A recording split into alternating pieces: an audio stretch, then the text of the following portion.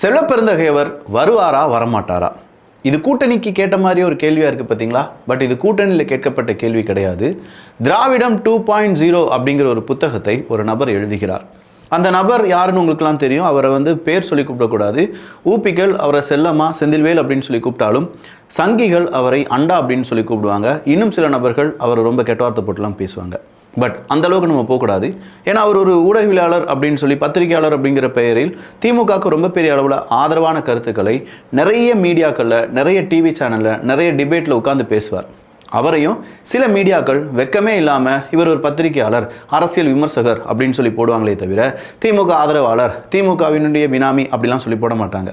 எது எப்படி இருந்தாலும் அவர் திராவிடம் 2.0 அப்படிங்கிற ஒரு புத்தகத்தை எழுத அதை வெளியிடுகிறார் உதயநிதி ஸ்டாலின் அவர்கள் அப்படிங்கிற அந்த ஒரு செய்தி. அதில் செல்வப்பெருந்தகை அவர்கள் ஒரு அர்ஜென்ட் மீட்டிங்னால வெளியில் போகிறார் போல. அந்த நேரம் உதயநிதி ஸ்டாலின் அவர்கள் வந்திருக்கிறார். அது கூடவே அன்பில் மகேஷ் அவர்கள் இருக்காங்க. இப்படி எல்லாருமே இருக்கும்போது உதயநிதி ஸ்டாலின் அவர்கள் பேசுகிறார். செல்வப்பெருந்தகை ஆப்சண்ட், உதயநிதி பிரசன்ட் அப்படின்னு சொல்லி செய்தி ஊடகங்கள் தலைப்புச் செய்தியை தயாராக வச்சுருந்துருப்பாங்க. ஆனால் அதுக்கு இடம் கொடுக்காமல் போயிட்டீங்களே அப்படிங்கிற மாதிரியான ஒரு செய்தியை கொடுத்திருக்கிறார். இதுலேருந்து என்ன தெரிய வருது அப்படின்னா, அதை தான் இந்த பதிவில் நம்ம பார்க்க போகிறோம். இது ஆழமான அரசியல் சதுரங்கம்.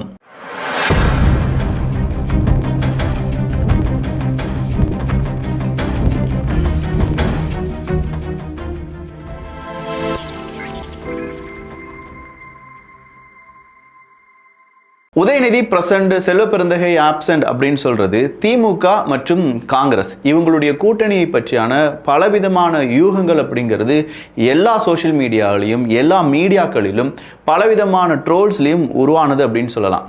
பீகார் எலெக்ஷனில் இந்தி கூட்டணி தோல்வி அடையுது.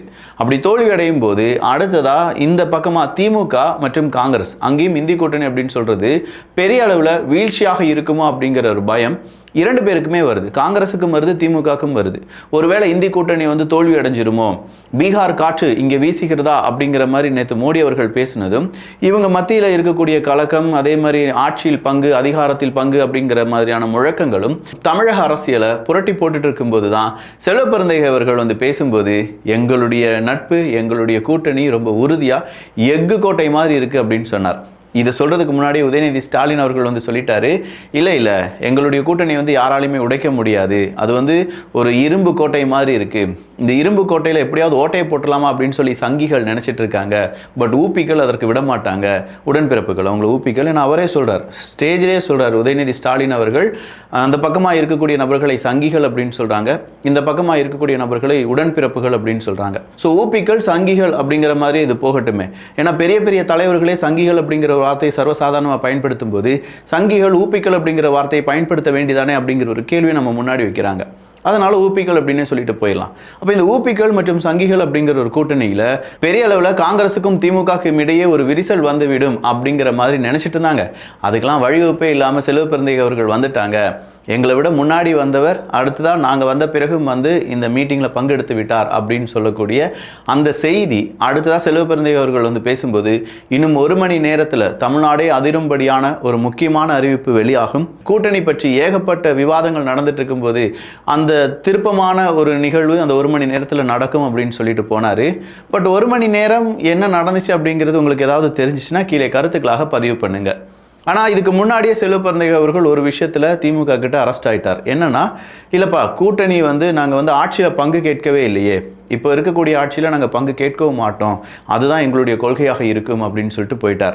அதே மாதிரி பீகார் தேர்தலில் அவங்க தோல்வி அடையும் போது கூட இதே செல்வப்பெருந்தகை அவர்கள் என்ன சொன்னாங்கன்னா, நாங்கள் தோல்வி அடையலை, ஜனநாயகத்திலிருந்து எங்களுடைய கட்சி அப்படின்னு சொல்லும்போது தோல்விக்கான கட்சியோ வெற்றிக்கான கட்சியோ கிடையாது, நாங்கள் மக்களுக்காக உருவாக்கப்பட்ட ஒரு பெரும் கட்சி அப்படின்னு சொல்லியிருந்தார். ஸோ இப்போ வந்திருக்கக்கூடிய கம்ப்ளீட்டான செய்திகளின் அடிப்படையில் செல்வப்பெருந்தகை அவர்கள் மாநில தலைவராக இருக்கக்கூடிய காங்கிரஸ் மற்றும் உதயநிதி ஸ்டாலின் அவர்கள், அவருடைய அப்பா மு.க. ஸ்டாலின் அவர்கள், அவங்களுடைய கட்சியான திமுக, அந்த கூட்டணி எப்போதுமே இப்படி தான் இருக்க போகுது, இந்தி கூட்டணியை யாராலையுமே பிரிக்க முடியாது, அதுக்கு கனவுலையும் அது நடக்காது அப்படின்னு சொல்லி செல்வப்பெருந்தகை அவர்கள் அதற்கு ஒரு முற்றுப்புள்ளி வைத்திருக்கிறார்.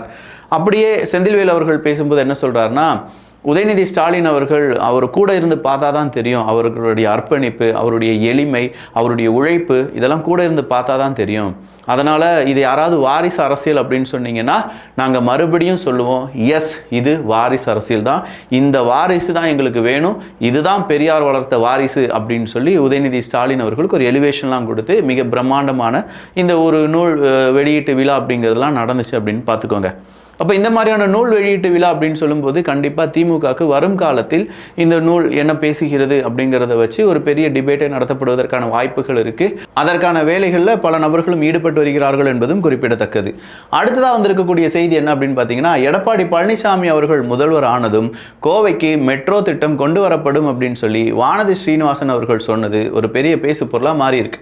நேற்று தான் நம்ம பார்த்தோம், ஏன் தமிழ்நாட்டில் கோவை மற்றும் மதுரைக்கு மெட்ரோ திட்டம் அப்படிங்கிறது வரவில்லை அப்படின்னு சொல்லி அதற்கு தமிழக அரசாங்கம் கொடுத்த detailed project report, DPR report எவ்வளவு எரராக இருந்துச்சு அப்படிங்கிறதையும் எடப்பாடி பழனிசாமி அவர்கள், நயினா நாகேந்திரன் அவர்கள், அண்ணாமலை அவர்கள் எல்லாருமே குறிப்பிட்டு சொன்னார்கள். டீடைல்டு ப்ராஜெக்ட் ரிப்போர்ட்டில் திமுக எந்தெந்த இடத்துல தவறுகள் செய்திருந்தார்களோ, தவறான ரிப்போர்ட்டை கொடுத்திருந்தாங்களோ அதெல்லாம் திருத்தப்பட்டு சரியான ரிப்போர்ட்டை நாங்கள் சப்மிட் பண்ணி கோயம்புத்தூர் மக்கள் மெட்ரோவில் பயணிப்பதை நாங்கள் கண்டிப்பாக உறுதி செய்வோம். எடப்பாடி பழனிசாமி அவர்கள் முதல்வர் ஆனதும் இது செயல்முறைப்படுத்தப்படும் அப்படின்னு சொல்லி இன்னைக்கு வானதி ஸ்ரீனிவாசன் அவர்கள் ஒரு பேட்டியை கொடுத்திருக்காங்க. தேசிய தலைவர், மகளிர் அணியினுடைய தேசிய தலைவராக இருக்கக்கூடிய வானதி ஸ்ரீனிவாசனுடைய இந்த அறிவிப்பு அதிமுக பாஜக கூட்டணி மற்றும் கோயம்புத்தூர்ல இது ஒரு பெரிய பேசு பொருளாவே மாறிட்டு இருக்கு. ஸோ திமுகவை பொறுத்த வரைக்கும் அவங்களுடைய டிபிஆர் அப்படின்னு சொல்லக்கூடிய டீடைல்டு ப்ராஜெக்ட் ரிப்போர்ட் அப்படிங்கிறதுல ஏற்பட்ட எரர் மக்களிடம் போய் சேர்ந்து விடக்கூடாது அப்படிங்கிறதுனால டோட்டலாக இதுக்கு பின்னாடி பாஜக தான் இருக்காங்க, சென்ட்ரல் கவர்மெண்ட் தான் நமக்கான மெட்ரோ திட்டத்தை தர மறுக்கிறார்கள் அப்படிலாம் சொல்லி மக்களிடையே சொல்லி வருகிறார்கள். ஆனால் இந்த பக்கமாக இருக்கக்கூடிய பாஜகவை சார்ந்தவங்க அதெல்லாம் இல்லைங்க, இதுதான் காரணம், டீடைல்டு ப்ராஜெக்ட் ரிப்போர்ட்டில் இந்த மாதிரி எரர் இருக்குது, அந்த எரர்லாம் திருத்தியிருந்தாங்கன்னா கண்டிப்பாக நமக்கும் மெட்ரோ திட்டத்துக்கு மத்திய அரசாங்கம் அனுமதி கொடுத்து இருக்கும் அப்படின்னு சொல்கிற உண்மையும் போட்டு உடைச்சிட்டு இருக்காங்க. அடுத்ததா திராவிட மாடலின் ஸ்விக்கி, இதற்கு மேலும் தூய்மை பணியாளர்களை கேவலப்படுத்த முடியாது, சமூக நீதி மூளையில் சிரிக்கிறது அப்படின்னு சொல்லி ஒரு செய்தியை பார்க்க முடிந்தது. அந்த செய்தி என்னன்னா, தூய்மை பணியாளர்களுக்கு சாப்பாடு குப்பையை அள்ளி செல்லக்கூடிய குப்பை வண்டி இருக்குது பார்த்தீங்களா, அந்த குப்பை வண்டியில் வச்சு எடுத்து செல்லப்படுகிறது அப்படிங்கிற செய்தி தான். ஏன்னா குப்பை வண்டியில் எடுத்துகிட்டு வரக்கூடிய சாப்பாட்டை ஏதாவது முக்கியமான ஒரு நபருக்கு, வேறு ஒன்றுமே இல்லைங்க, உகாண்டாவில் இருக்கக்கூடிய சீஃப் மினிஸ்டருக்கு போய் கொடுக்குறோன்னு வச்சுக்கோங்க, உகாண்டாவினுடைய சீஃப் மினிஸ்டருக்கு நான் சொல்கிறேன், அங்கே இருக்கக்கூடிய டெப்யூட்டி சிஎம்மும் அங்கே இருக்கக்கூடிய சிஎம்மும் குப்பையில் இருக்கக்கூடிய அந்த சாப்பாடை சாப்பிடுவாங்களா? இல்லை எதிர்க்கட்சி தலைவர்கள் இல்லாட்டி யார் வேணாலும் வச்சுக்கோங்க, நம்ம வீட்லேயே வச்சுக்கோங்களேன், குப்பை தொட்டியில் அந்த குப்பை தொட்டிக்கு மேலே ஒரு தட்டை வச்சு அந்த குப்பை தொட்டியில் உட்காந்து சாப்பிடணும்னு சொன்னால் அவங்களால சாப்பிட முடியுமா?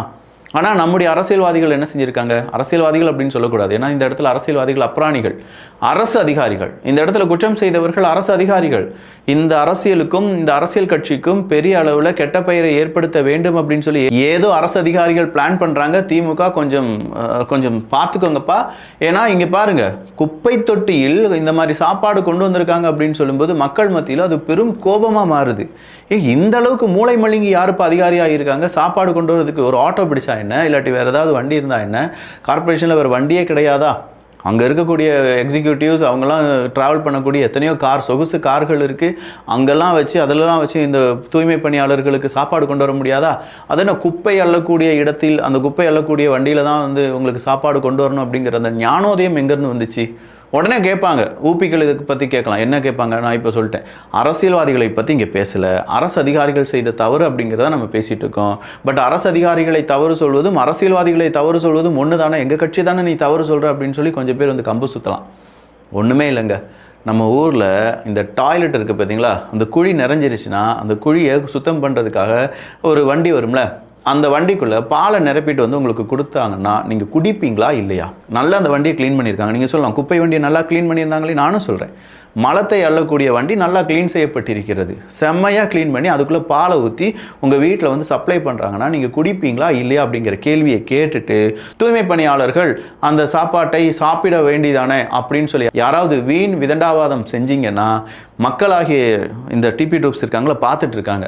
குப்பை அள்ளக்கூடிய இடத்துல அந்த குப்பை அள்ளக்கூடிய வண்டியில் ஒரு சாப்பாடு கொடுக்கப்பட்டது என்றால் இதை விட பெரிய சமூக அவல நீதி வேறு எங்கு இருக்கும்? இது சமூக நீதி கிடையாது. இது சமூக நீதியை சும்மா குழி தோண்டி புதைப்பதற்கு சமம் அப்படின்னு சொல்லி பலரும் இதற்கு கடுமையான எச்சரிக்கை கொடுத்து வருகிறார்கள்.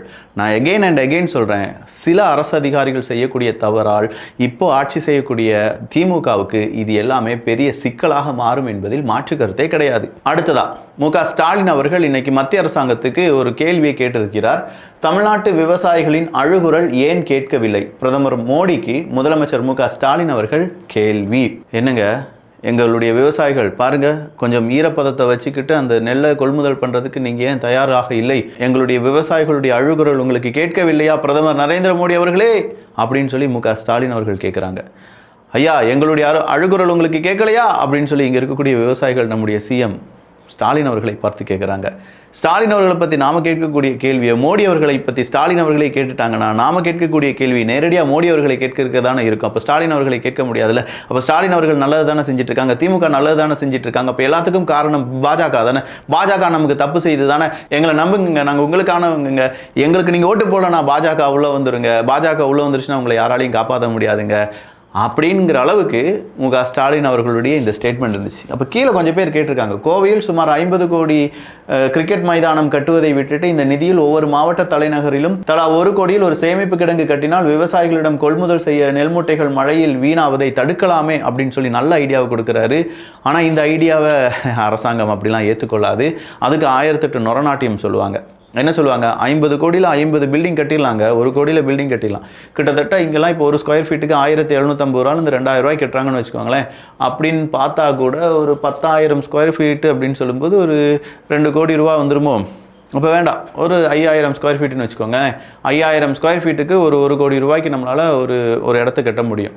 அப்படி கட்டுறது அங்கே இருக்கக்கூடிய அரசு அதிகாரிகள் அவங்களுடைய அனுமதி வேணும். இந்த 1 கோடியில் அவங்களுக்கு எவ்வளோ போகும் அப்படிங்கிறது நமக்கு தெரியாது. ஃபீஸை சொல்லிட்டு இருக்கீங்க நீங்கள் வேறு. ஒவ்வொரு அரசாங்கத்துக்கும் ஃபீஸ் கொடுக்கணும்ல, ஒவ்வொரு இடத்துக்கும். அவங்க என்ன ஊழலாக செய்ய போகிறாங்க? நம்ம பணத்தை ஊழல் செஞ்சுருவாங்களா? அவங்கள அரசு அதிகாரிகள் ஊழல் செஞ்சிருவாங்களா? லஞ்சம் வாங்கிடுவாங்களா? வாங்கி அவங்க சாப்பிட்ற சாப்பாடு அவங்களுக்கு செரிமானம் ஆயிருமா? அப்படியே இருந்தாலும் அவங்களுடைய பிள்ளை குட்டிகள்லாம் நல்லா இருக்குமா அப்படிங்கிற கேள்வியை கேட்பாங்களா இல்லையா? இதெல்லாம் தாண்டி விவசாயிகளை காப்பாற்றுவதற்கு விவசாயிகளுடைய நண்பர்கள் வர வேண்டும். இல்லாட்டி வந்த அரசியல் தலைவர்கள் விவசாயிகளுடைய நண்பர்களாக மாற வேண்டும். இதில் எது நடக்குது அப்படிங்கிறதுலாம் போக போக நம்ம பார்த்துடலாம். அடுத்ததா தடா ரஹீம் அவர்கள் ஒரு கேள்வியை கேட்டிருக்காரு. புதுக்கோட்டை மாவட்டம் அம்மாப்பட்டினம் ரஹ்மத் நகரில் உள்ள பிரம்மாண்ட முஸ்லீம் வீடுகளை இடிக்கும் திராவிட மாடல் அரசு. அது மட்டும் இல்லாமல் அமைதியாக கடந்து செல்லும் முஸ்லீம் அமைப்பு தலைவர்கள் தேர்தல் நேரத்தில் மட்டுமே பாஜக வந்துடும், திமுக ஓட்டு போடுங்க என்று அறிவாலய அடிமைகள் வரிசை கட்டி வருவாங்க அப்படின்னு சொல்லியிருக்காரு. அவர் என்ன சொல்கிறாரு, பாய் என்ன பாய் சொல்கிறீங்க அப்படிங்கிற மாதிரி இருக்குது. தடா ரஹீம் அவர்கள் சொல்கிறாரு, இப்படி போட்டு இடிச்சிட்டு இருக்காங்களே, எந்த முஸ்லீம் தலைவர்களும் கேட்க மாட்டுக்காங்களே அப்படின்னு சொல்லி யாராவது கேட்டுட்டாங்கன்னா பாய் பாஜக உள்ளே வந்துடும் பாய், நீங்கள்லாம் இந்த கேள்வியெல்லாம் கேட்கலாமா பாய், பாஜக உள்ளே வந்துடும் பாய் அப்படின்னு சொல்லுவாங்க. இந்த ஒரு பூச்சாண்டியை வச்சுக்கிட்டு எத்தனை பேயை நம்ம முன்னாடி ஏவி விட்டுட்டு இருக்காங்க தெரியுமா? நல்லதை பகிர்ந்து நல்ல சமுதாயத்தை உருவாக்குவோம். நன்றி, வணக்கம்.